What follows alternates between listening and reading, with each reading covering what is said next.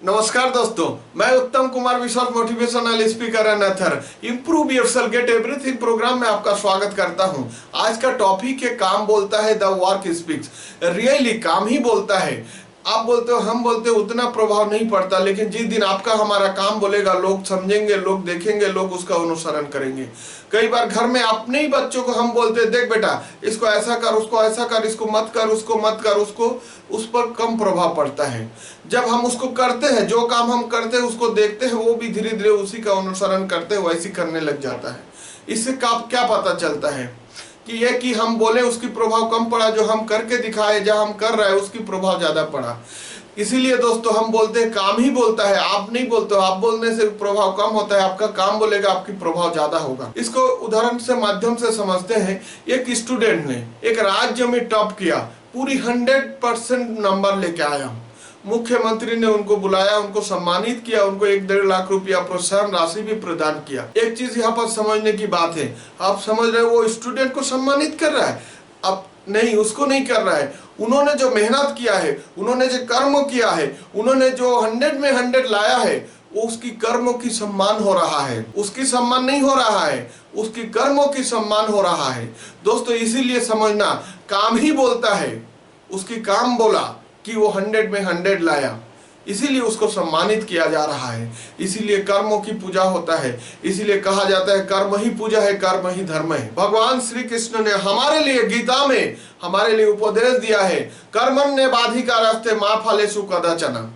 कर्म पर तेरा अधिकार है, फल पर तेरा अधिकार नहीं है। हम लोग फल को देखते हैं, कर्म कम करते हैं, इसीलिए हम असफल होते हैं, दुखी होते हैं। जिस दिन हम फल को छोड़ के कर्मों पर ध्यान देंगे, उस दिन जरूर हमें सफलता मिलेगा। अगर आप फल पर ही ध्यान देना है तो इसको अच्छे से समझिए। कोई बच्चा है, स्टूडेंट है, वो कलेक्टर बनना चाहता है, तो कलेक्टर उसका फल है, और उसके लिए उसे क्या क्या मेहनत करना पड़ेगा, कितना पढ़ना पड़ेगा, कितना प्रयास करना पड़ेगा, वो उसका कर्म है। तो फल कलेक्टर है, उसके लिए जो मेहनत, उसके लिए जो कर्म, उसके लिए पढ़ाई, वो उसका कर्म है। अगर वो लड़का कलेक्टर बस सोचेगा मैं कलेक्टर बनूंगा, क्या वो बन जाएगा? कभी नहीं बनेगा, वो उसका फल है। लेकिन उसके लिए उसे क्या मेहनत करना चाहिए, कितना मेहनत करना चाहिए, दिन रात उसके लिए प्रयास करेगा, उसके लिए सोचेगा, उसके लिए पढ़ते रहेगा, प्रैक्टिस करते रहेगा, तो कर्मों पर वो अगर पूरा ध्यान देगा तो एक दिन वो जरूर कलेक्टर बन जाएगा।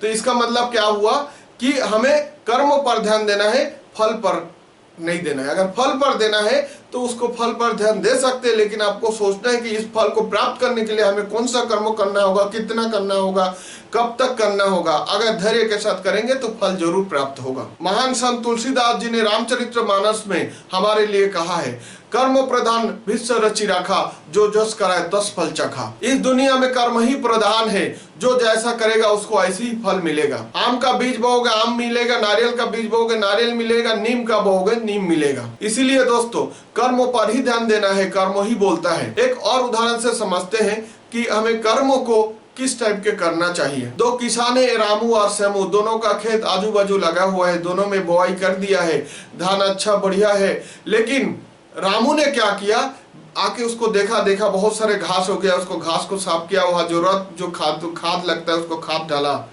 लेकिन श्यामू ने और ध्यान ही नहीं दिया खेत में।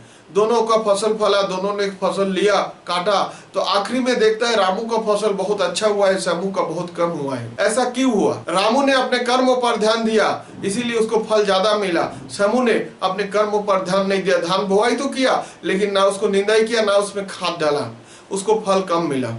इसी प्रकार दोस्तों अपने कर्मों पर विशेष ध्यान दो, उसको बार बार नियंत्रित करते रहो, बार बार उसमें प्रयास करते रहो। अगर हम इस टाइप के करते रहेंगे, आपको सफलता से कोई नहीं रोक सकता। तो दोस्तों आखिरी में एक लाइन कहना चाहता हूँ, कर्म कर फल मिलेगा, आज नहीं तो कल मिलेगा, एक दिन निश्चित मिलेगा, मिलेगा ही मिलेगा। नमस्कार।